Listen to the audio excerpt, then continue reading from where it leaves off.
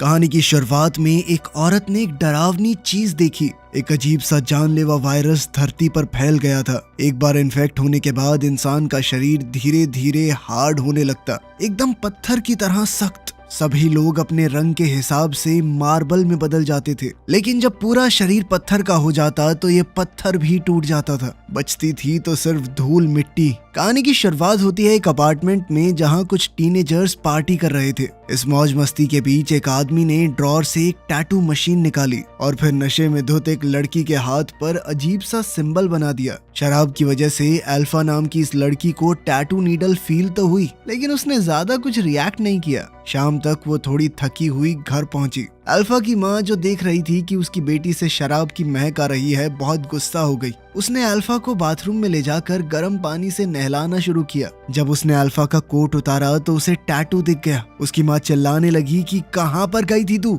ये टैटू क्यों बनवाया है। इस पर अल्फा चौंक कर कहने लगी कि मुझे नहीं पता। ये सुनकर उसकी माँ बहुत गुस्सा हो गई, लेकिन इस गुस्से के पीछे असल में डर था। उसकी माँ एक नर्स के तौर पर काम करती थी और उन्हें असली डर था पेट्रिफिकेशन वायरस का। किसी को नहीं पता कि ये वायरस कहाँ से आया और कैसे बढ़ा। और सबसे बुरी बात यह है कि ये वायरस शरीर के अंदर बहुत लंबे समय तक बिना कुछ किए रह सकता है। जब इंसानों को इस वायरस के बारे में पता चला तो ये पहले ही पूरी दुनिया में फैल चुका था। लगभग आधी दुनिया इस वायरस से इन्फेक्ट हो चुकी थी। अल्फा की माँ को डर था कि कहीं गंदी नीडल ना इस्तेमाल की गई हो उसका ये टैटू बनाने के लिए। उसने जल्दी से अल्कोहल का इस्तेमाल करके उस एरिया को डिसइंफेक्ट किया और कहा कि कल हॉस्पिटल आ जाना, टेटनस का शॉट लगाना है। शाम को अल्फा ने माँ को गुस्से में बड़बड़ाते हुए सुना। उसे लगा कि माँ शायद उसके बारे में ही बोल रही है, जिसके बाद वो गुस्सा होकर अपने कमरे में आ गई। सामने वाली बिल्डिंग को देखते हुए उसके दिमाग में एक आइडिया आया। उसने जूते और अपना कोट पहना, बैकपैक उठाया और भागने की तैयारी करने लगी। लेकिन जैसे ही उसने बालकनी पर कदम रखा, तेज तूफान की वजह से बिल्डिंग हिलने लगी। खतरे के बावजूद अल्फा बाहर निकल गई। बेटी की चीख सुनकर माँ बाथरूम में दौड़ी। अल्फा किसी तरह अपनी जान बचाते हुए लटकी हुई थी। अचानक बिल्डिंग हिलने लगी और तूफान शांत हो गया, जिसके बाद माँ अपनी बेटी को बचाकर अंदर ले गई। अपनी माँ को बेहद दुखी देखकर अल्फा उनसे लिपट गई और बार बार सॉरी बोलने लगी। इस बार माँ ने उसे डांटा नहीं, बस कहा कि कोई बात नहीं, आगे से ध्यान रखना। अगली सुबह अल्फा हॉस्पिटल गई जहां उसकी माँ काम करती थी। नर्स ने टेटनस का इंजेक्शन तैयार किया, लेकिन अल्फा को इंजेक्शन से डर लगता था। नर्स ने सोचा कि अल्फा को उस पर भरोसा नहीं है तो उसकी माँ को बुला लेती हूँ, लेकिन अल्फा ने उसे रोका और कहा कि मैं खुद लगाऊंगी, ये जानने के लिए कि कहीं उसकी बेटी के शरीर में वायरस तो नहीं है। अल्फा की माँ ने नर्स से कहा कि सैंपल ले लेना, लेकिन हॉस्पिटल में पहले ही बहुत सारे सैंपल पड़े थे, एकदम से टेस्ट कर पाना तो नामुमकिन है। नर्स ने कहा कि रिजल्ट 2 हफ्ते में आएंगे। आईसीयू में अल्फा की माँ पेशेंट्स को चेक कर रही थी, लेकिन कॉरिडोर में जहाँ पहले भीड़ थी अब बिल्कुल सुनसान हो गया। कल उसे डिनर भी देने कोई नहीं आया। पता चला कि इस खतरनाक वायरस से डरकर, जिसकी कोई वैक्सीन भी नहीं है, सभी नर्सेज ने मिलकर रिजाइन कर दिया। पेशेंट्स की कंडीशन बहुत सीरियस थी, जिनके शरीर में इन्फेक्शन 85% से ज्यादा बढ़ गया था। वो खुद अपना ख्याल रख ही नहीं सकते, उनका पूरा शरीर जम चुका है। ये वायरस हवा से नहीं फैलता तो अभी कंट्रोल में है। जब वो वार्ड के सबसे अंदर वाले हिस्से में गई तो एक बेहद दर्दनाक नजारा देखा। एक पेशेंट जो कल होश में था आज पूरी तरह पत्थर बन गया। हॉस्पिटल बेड पर पड़े पेशेंट को देखकर उसने शांत रहते हुए उसकी बॉडी पर लगे सेंसर हटाए और उनके आखिरी पलों में उन्हें एक इज्जत भरी अलविदा कही। क्योंकि उसे हॉस्पिटल जाना पड़ा था, इस वजह से अल्फा आज अपनी सुबह की क्लास के लिए लेट हो गई। जब होमवर्क सबमिट करने की बारी आई तो टीचर ने अल्फा को अपने पास बुलाया, लेकिन जैसे ही अल्फा घूमी उसके हाथ पर लगा जख्म फट गया, जिस पर उसने ध्यान नहीं दिया। डेस्क पर खून गिर गया। क्लास के स्टूडेंट शॉक में आ गए, सब लोग घबरा गए। अल्फा ने समझाने की कोशिश की, ये सिर्फ मेरे हाथ में लगी हुई एक चोट है, लेकिन इस वायरस का डर इतना ज्यादा था कि सबको लगने लगा अल्फा इन्फेक्ट हो गई है। पैनिक न हो इसलिए टीचर ने अल्फा को स्कूल के डॉक्टर रूम में भेज दिया। उसके सभी दोस्त उसे बहुत अजीब से तरीके से देख रहे थे और इस बात से अल्फा बहुत उदास हुई, लेकिन उसके पास कोई और रास्ता नहीं था। उसने अपनी बुक्स पैक की और जल्दी से क्लासरूम छोड़ दिया। जैसे ही अल्फा बाहर निकली, एड्रियन नाम का एक लड़का उसके पीछे भागा। दरअसल एड्रियन और अल्फा एक दूसरे से प्यार करते थे। घर लौटकर अल्फा थोड़ा आराम करने वाली थी, पर घूमते ही उसने अपने कमरे में एक एक्स्ट्रा बेड देखा। कंफ्यूज होकर वो लिविंग रूम में गई और देखा कि सब कुछ उल्टा पुल्टा पड़ा था। उसे लगा कि कोई चोर घर में घुस गया और वो अपनी माँ को फोन करने लगी। पर जैसे ही वो अपने कमरे की तरफ वापस आई, उसने एक अजीब आदमी को अंदर लेटे हुए देखा। अजीब आदमी को देखकर अल्फा डर के मारे किचन में छुप गई। उसने दरवाजा लॉक कर लिया पर बाहर से वो खटखटाने लगा। अल्फा ने टेबल से एक छोटा चाकू उठाया और आदमी से कहा कि मेरे पास मत आना, लेकिन उस आदमी को कोई फर्क नहीं पड़ा। उसने अल्फा से कहा कि देखो डरो मत। उसने बताया कि मैं तुम्हारा मामा हूँ, तुम्हारी माँ का छोटा भाई। जब तुम छोटी थी तो मेरी गोद में पली हो। लेकिन अल्फा को अपना कोई मामा याद नहीं था। अगर सच में उसका कोई मामा है तो पिछले 10 साल में कभी सामने क्यों नहीं आया। अल्फा के शक के सामने उसका मामा अमीन सिर्फ इतना बोला कि उसकी सेहत खराब रहती है और वो अलग अलग जगहों पर रहता है। बस अभी अभी तो वापस आया हूँ मैं। अभी उसके पास रहने के लिए कोई जगह नहीं थी, इसीलिए वो उनके घर पर रहने आया था। अमीन की बात तो सही लग रही थी पर फिर भी अल्फा उस पर भरोसा नहीं कर पाई। जैसे ही वो याद करने की कोशिश कर रही थी कि क्या सच में उसका कोई मामा है, अमीन ने आगे बढ़कर उसके हाथ से चाकू छीन लिया। तभी अल्फा की माँ काम से घर आई। अपनी माँ को देखते ही अल्फा तुरंत मदद के लिए भागी। माँ ने कहा कि मिल ली अपने मामा से। अब ये तो साफ था कि अमीन सच बोल रहा था। खैर बाद में अल्फा सैंपल कलेक्शन के लिए हॉस्पिटल गई, पर पेशेंट्स बहुत ज्यादा होने की वजह से उसे पहले इंक्वायरी एरिया में वेट करना पड़ा। जैसे ही अल्फा बैठी, उसने अपनी इंग्लिश टीचर को एक इन्फेक्टेड बूढ़े आदमी को अंदर लाते हुए देखा। अल्फा ने उनसे हेलो कहा। सैंपल कलेक्ट होने के बाद अल्फा वापस अपने स्कूल गई और क्लासेस लगाने लगी, लेकिन स्पोर्ट्स क्लास के दौरान उसके हाथ का जख्म फिर से फट गया और वॉलीबॉल पर खून लग गया। बॉल पर खून लगा देखकर क्लासमेट्स ने अल्फा को घिन और नफरत से देखा। उसके टीचर को भी डर लगा कि अल्फा इन्फेक्टेड हो सकती है और उसने अल्फा से कहा कि जल्दी से जाकर अपना इलाज करवाओ। और जैसे ही अल्फा ने पीछे मुड़कर देखा,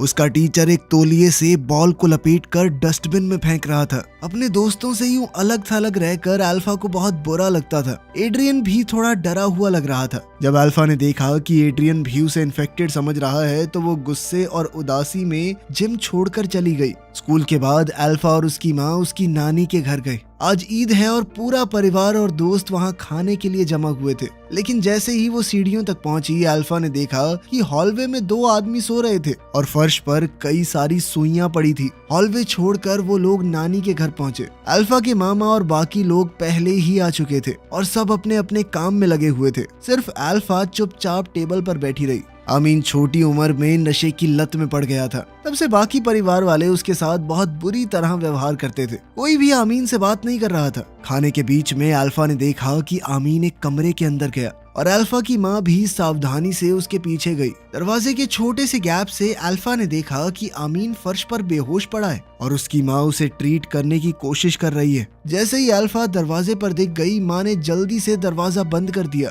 तभी नानी वहाँ आ गई और अल्फा उनके चेहरे पर उदासी नहीं देखना चाहती थी, इसीलिए उसने झूठ कह दिया कि मम्मी की तबीयत अभी ठीक नहीं है, वो कमरे में आराम कर रही हैं। नानी ने ज्यादा सोचा नहीं और अल्फा के चेहरे पर हाथ फेरते हुए कहा कि हमेशा खुश रहो। स्कूल में अल्फा के साथ फिर से बाकी बच्चे बुरा बर्ताव कर रहे थे, क्योंकि ये वायरस किस तरह से फैलता है ये बात पता ही नहीं किसी को। इसीलिए सभी बच्चों को डर लग रहा था कि अल्फा इन्फेक्टेड है और वो उससे दूर रहना चाहते थे, खासकर तैरते वक्त। कुछ बच्चों ने अल्फा को घेर लिया और कहा कि तुम स्विमिंग करने मत जाना, लेकिन अल्फा को ये पसंद नहीं आया कि वो बच्चे उसे दबा रहे थे और उसने उन सब के ऊपर थूक दिया। ले अब तुझे भी लग गई बीमारी, ले। बाद में स्विमिंग क्लास के दौरान जिस लड़की पर अल्फा ने थूका था, उसने बदला लेने के लिए अल्फा को पीछे से खींचना शुरू कर दिया और उसके साथ ही मिलकर अल्फा को डुबाने लगे। अल्फा ने लड़ने की कोशिश की पर गलती से वो पूल की दीवार से टकरा गई। उसका सर घिस गया और बहुत सारा खून बहने लगा। पूल में खून देखकर क्लासमेट्स घबराकर भाग गए। स्कूल में बेटी को चोट लगने की खबर मिलते ही माँ तुरंत वहाँ पहुंची, लेकिन प्रिंसिपल ने शैतान बच्चों को सजा नहीं दी। उसने अल्फा से ही कहा कि तुम थोड़े दिन की छुट्टी ले लो। सच ये था कि स्कूल को बहुत सारे पेरेंट्स की तरफ से कंप्लेंट्स आ रही थी, जिसमें पेरेंट्स चिंता जता रहे थे कि हो सकता है अल्फा इन्फेक्टेड हो,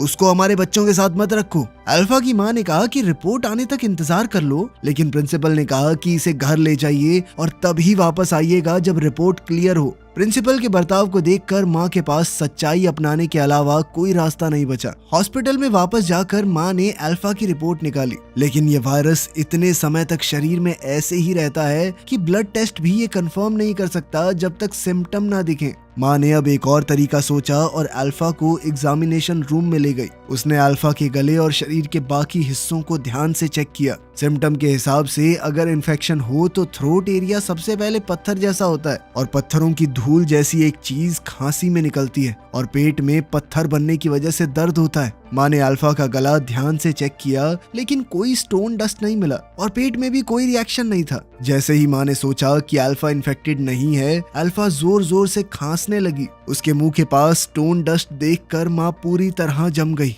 अल्फा ने भी अपनी माँ की नजर देखी और तुरंत शीशे की तरफ भागी। शीशे में खुद को देखकर वो हैरान हो गई। उसने कभी नहीं सोचा था कि एक पार्टी उसे बीमार कर देगी। ये जानकर कि उसकी बेटी सच में इन्फेक्टेड है, माँ बिल्कुल बेचैन हो गई। वो जल्दी से इसका इलाज ढूंढने लगी, लेकिन ये स्टोन वायरस पिछले 10 सालों से फैला हुआ है और साइंटिस्ट बिल्कुल बेबस। वैक्सीन बनाना तो दूर की बात है, उन्हें अभी तक ये नहीं समझ आया कि ये वायरस फैलता कैसे है। अब तक उन्हें सिर्फ इतना पता है कि इन्फेक्ट हो गए पेशेंट्स को अजीबोगरीब चीजें दिखती हैं। उदास होकर वो एक डेस्क पर लेट गई और समझ नहीं आया कि किया क्या जाए। वो अल्फा के कमरे में गई और अपनी बेटी को शांत करने की कोशिश की, लेकिन दरवाजे पर उसने एक अजीब सा सीन देखा। अमीन और उसकी बेटी बेड पर पड़े हिल रहे थे। दोनों की मूवमेंट बिल्कुल एक जैसी थी। अपनी बेटी को दर्द में देखकर वो सिर्फ तसल्ली दे पाई। उसने अपनी बेटी के लिए प्रार्थना शुरू की और तब उसे याद आया जब वायरस पहली बार फैला था। उस वक्त बहुत सारे वायरस से ग्रस्त लोग हॉस्पिटल में आ गए और एंट्रेंस पूरी तरह ब्लॉक हो गई।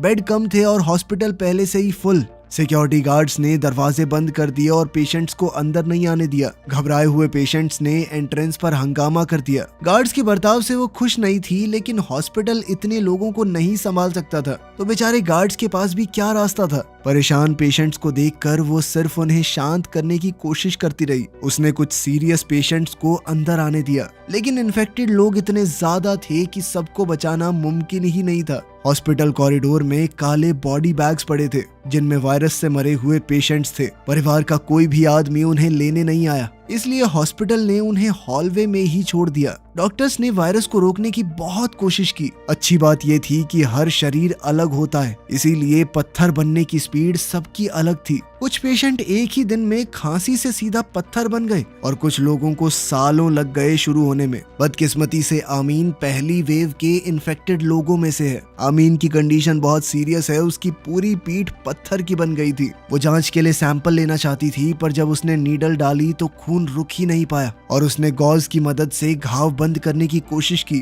पर अचानक आमीन की पत्थर बनी हुई पीठ सीधा क्रैक हो गई।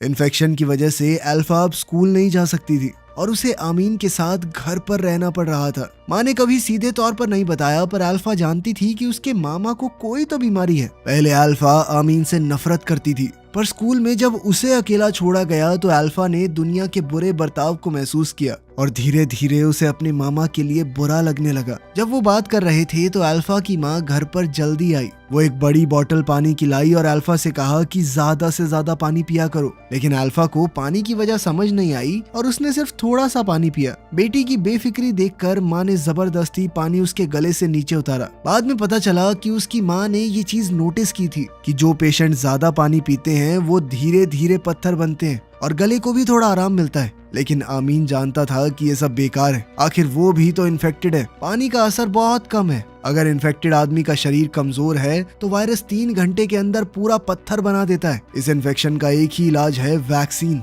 लेकिन वो सिर्फ एक आम सी डॉक्टर है। दुनिया के सबसे बड़े साइंटिस्ट भी इतने साल से कुछ नहीं कर पाए तो वो क्या कर लेगी। आमीन ने अपनी बहन को समझाने की कोशिश की कि अगर अल्फा पहले से ही इन्फेक्टेड है तो उसे घर के अंदर बंद नहीं रहना चाहिए, उसे जिंदगी को पूरी तरह से जीने दो। पता नहीं कितने दिन की मेहमान है ये बच्ची। लेकिन अल्फा के वायरस को फैलाने के डर से माँ ने सीधा मना कर दिया। इस बात पर घर में बहुत झगड़ा हुआ। जाने से पहले बेटी भाग न जाए इस डर से माँ ने दरवाजे को लॉक कर दिया। शाम को एक उदास अल्फा बेड पर करवटें बदलती रही, जैसे उसे लगा कि उसकी जिंदगी ऐसे ही खत्म हो जाएगी। ऊपर से एक जोर की आवाज आई। जब अल्फा ने दोबारा आंखें खोली सब कुछ नॉर्मल था। पता चला कि ये सब सिर्फ एक सपना था। अपनी उदास भांजी को देखकर आमीन ने खिड़की खोली और अल्फा को छुप कर घर से बाहर निकाल दिया। वो एक बार में पहुंचे जो इन्फेक्टेड लोगों से भरा हुआ था। वहाँ सब लोग बात कर रहे थे, हंस रहे थे और उनमें से किसी को भी ऐसा नहीं महसूस हो रहा था कि वो गलत कर रहे हैं। वो लोग यहाँ अपने आप को बाहर की दुनिया के प्रेशर से फ्री महसूस करते थे।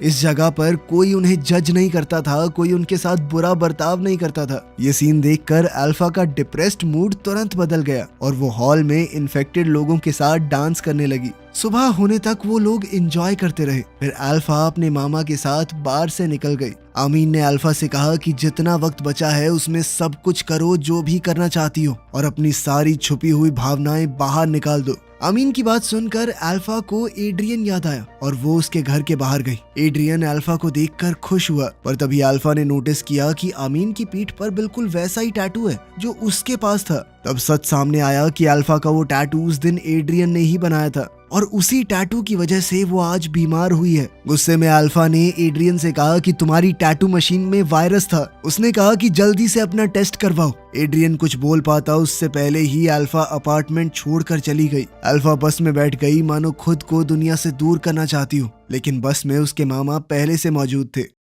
अब आमीन अल्फा को समुद्र के किनारे ले गया और उससे कहा कि मेरे लिए काम करोगी। अल्फा ने सोचा कि शायद उसके मामा को थोड़ी शांति चाहिए, पर अचानक से उसे पता चला कि आमीन कहीं से ड्रग्स ले आया था। अल्फा उसे रोकना चाहती थी, पर यह बात उसके होठों तक आकर रुक गई। उसे समझ नहीं आया कि शुरू कैसे करे। जब तक वो कुछ बोलती आमीन बेहोश हो गया। अल्फा भागकर पास वाले होटल में गई और अपनी माँ को फोन किया। अपने भाई की हालत के बारे में सुनते ही उसकी माँ तुरंत वहाँ पर आई। वहाँ पहुँचते हुए उसकी माँ को बीते हुए कल के दिन याद आए। लगभग 10 साल पहले इसी समुद्र के किनारे और इसी होटल में आमीन छुपकर अल्फा को घर से बाहर ले आया था। कमरे में उसने ड्रग्स किए, लेकिन छोटी अल्फा को कुछ भी पता नहीं चला। उसे लगा कि उसके मामा सिर्फ थके हुए हैं। जब तक अल्फा की माँ वहाँ पहुंची, आमीन ने सांस लेना बंद कर दिया। किस्मत से माँ अपने साथ एड्रेनलिन शॉट लाई थी और उसने जैसे तैसे आमीन को बचा लिया। आज वही सब दोबारा से हुआ। आमीन की कंडीशन फिर से बिगड़ने लगी और धीरे धीरे उसका पूरा शरीर पत्थर का बन गया। अपने भाई को देखकर, जिसका सिर्फ आधा चेहरा बचा था, अल्फा की माँ का दिल टूटने लगा। पूरी तरह पत्थर बने अपने भाई को देखकर अल्फा की माँ उसके पास ही लेट गई। लेकिन जब उसकी दोबारा आंखें खुली तो उसने खुद को घर पर पाया और अल्फा अपने कमरे में थी। सच ये निकला कि आमीन असल में 8 साल पहले ही इस बीमारी से मर चुका था। अल्फा की माँ उसे आज तक भूल नहीं पाई और यह बीमारी अल्फा को नहीं बल्कि उसकी माँ को हुई है। इस बीमारी में पेशेंट्स को अजीबोगरीब चीजें सच लगने लगती हैं, ऐसी चीजें जो कभी हुई भी ना हो। पेशेंट्स का इलाज करते हुए ही अल्फा की माँ खुद भी इन्फेक्टेड हो गई। जो आमीन उसे दिख रहा था वो उसी के दिमाग का बनाया हुआ एक ख्याल था। अपनी माँ को उदास देखकर अल्फा ने वो लोरी गाई जो उसकी माँ उसे बचपन में सुलाने के लिए गाती थी। इसी पल में अल्फा सब कुछ समझ गई। उसने अपनी माँ का हाथ पकड़ा और दोनों घर छोड़कर निकल गए परिवार को अलविदा कहने के लिए। और जैसे ही माँ बेटी घर से बाहर निकले, थोड़ी दूर ही एक पीला तूफान दिखाई दिया। कार की विंडशील्ड जल्दी से मोटी धूल से भर गई।